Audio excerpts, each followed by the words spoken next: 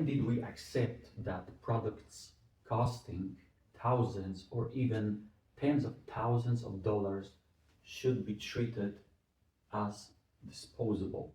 This isn't really about the cars, it's about something much bigger. It's about how we slowly accepted a world where everything comes with an expiration date. It feels like that. And I think for myself, oldest thing you own in your home, which still works perfectly. Is it a car? Maybe your old watch? Maybe a camera? See, I'm always fascinated by the things people hold on to, not because they are valuable, but because, their reliability. Because reliability has become surprisingly rare these days, I think. The thing that bothers me is the modern cars we know are more comfortable than ever before. But here is the problem that I see. Somewhere along the way, durability stopped being the priority. Many old products were designed with the assumption, that they would eventually need maintenance. Parts could be replaced,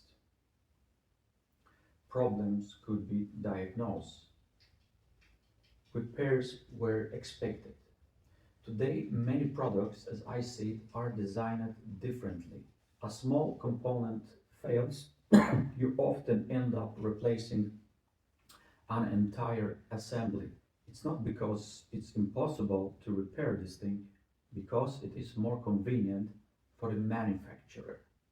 Now, one treats ownership as a long-term relationship. The other treats ownership as a subscription with an unknown expiration date. Today, things are made not to last very long as before. So honestly, I think we're become so used to this that we barely notice it anymore. Something breaks down. We check the repair costs, right? We cite. Then we start shopping for a replacement. No question asked, no second thought. We've been conditioned to see replacement as the normal solution. Is that really a progress? If a product like nowadays becomes impossible or impractical to repair, replace it only after a few years, have we actually improved anything?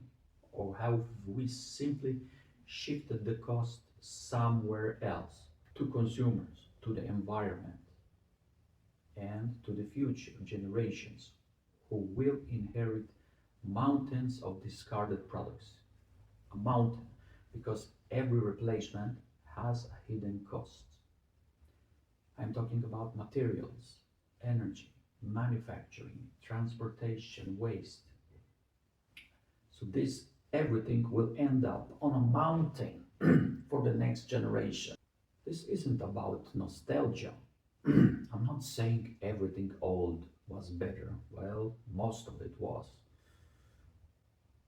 Old technology had plenty of flaws, but there was one idea that I think we moved away from. The idea that something well made deserves a long life, that a product shouldn't become obsolete simply because a newer version exists, that repair should be normal, not exceptional.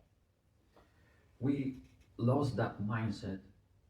We lose today more become so dependent on the manufacturers to decide when things we own have reached the end date. So what can be done about it?